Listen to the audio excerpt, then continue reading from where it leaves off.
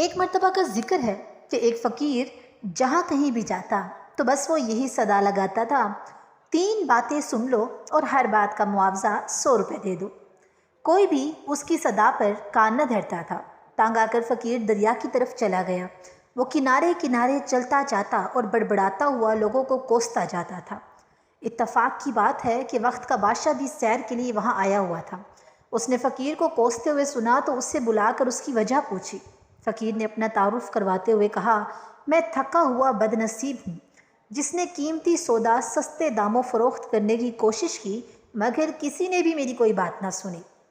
بادشاہ بولا، فقیر اب کہو میں تمہاری شرط منظور کرتا ہوں۔ فقیر خوشی خوشی تیار ہو گیا۔ اس کے بعد فقیر نے 3 باتیں سنائی۔ پہلی بات، رات کو جاگنا مفید ہے۔ پہلی بات بتا کر فقیر نے بادشاہ سے اس کا معاوضہ 100 روپے کی شکل میں حاصل کیا۔ دوسری بات، آنے والے کی تکریم کرنے میں بھلائی ہے۔ دوسری بات بتا کر فقیر نے بادشاہ سے مزید 100 روپے لے لیے۔ تیسری بات، ضدی کے سر میں جب تک 100 جوتے نہ لگیں اس کی اصلاح نہیں ہوتی۔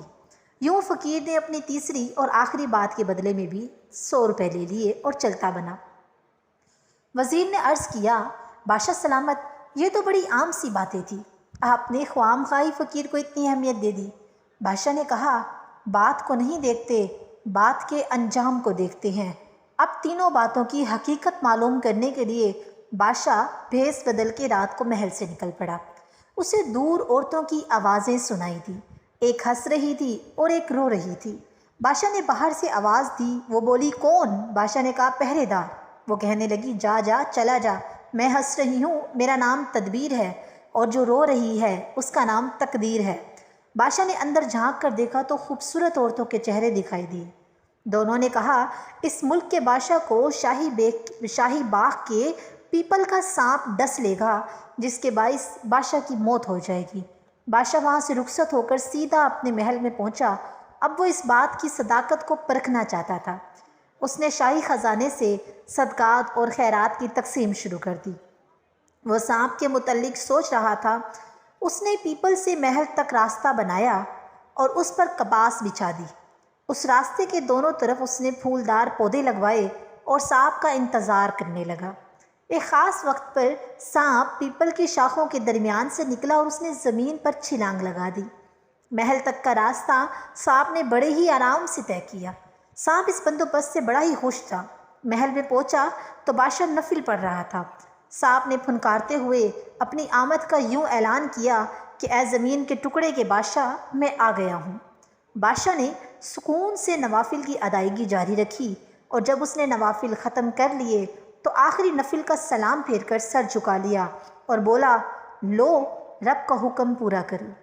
فرشتے کے دل میں رحم پیدا ہوا۔ فرشتے کی فریاد پر رب نے اجازت دے دی۔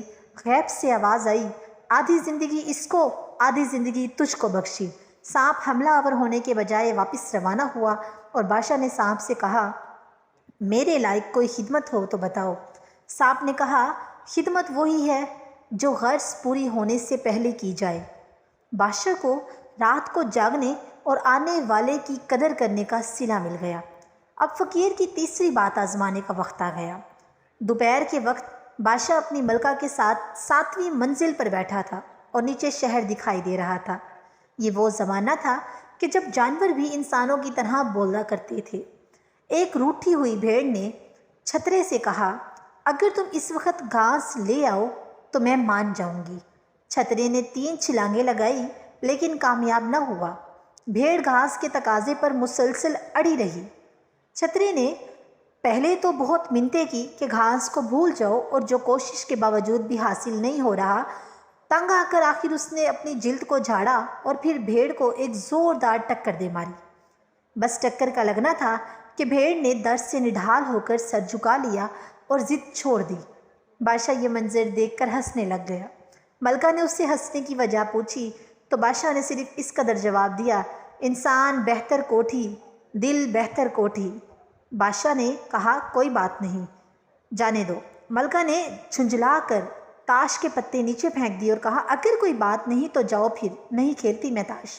ملکہ کی ہٹ دھرمی کو دیکھ کر بادشاہ غصے میں آ گیا۔ اس نے غصے کی حالت میں 100 مرتبہ جوتی ملکہ کے سر میں دے ماری۔ ملکہ بے ہوش ہو کر گر پڑی۔ اس واقعے کے بعد ملکہ آج کے بعد کسی سے اس کا حال نہ پوچھے گی۔ مراد کیا ہوا؟ مراد یہ ہے کہ کبھی ادھوری باتوں کا مطلب نہ پوچھے گی۔ اس طرح فقیر کی تیسری بات بھی مکمل ہو گئی۔ تو گائز، اگر آپ کو ہماری یہ سٹوری پسند آئی ہے تو ہمیں سپورٹ کریں، ہمارے چینل کو لائک اینڈ سبسکرائب کریں اور ہمارے ساتھ جڑتے رہیں مزید اس طرح کی خوبصورت کہانیوں سے لطف اندوز ہونے کے لیے۔ Thank you so much.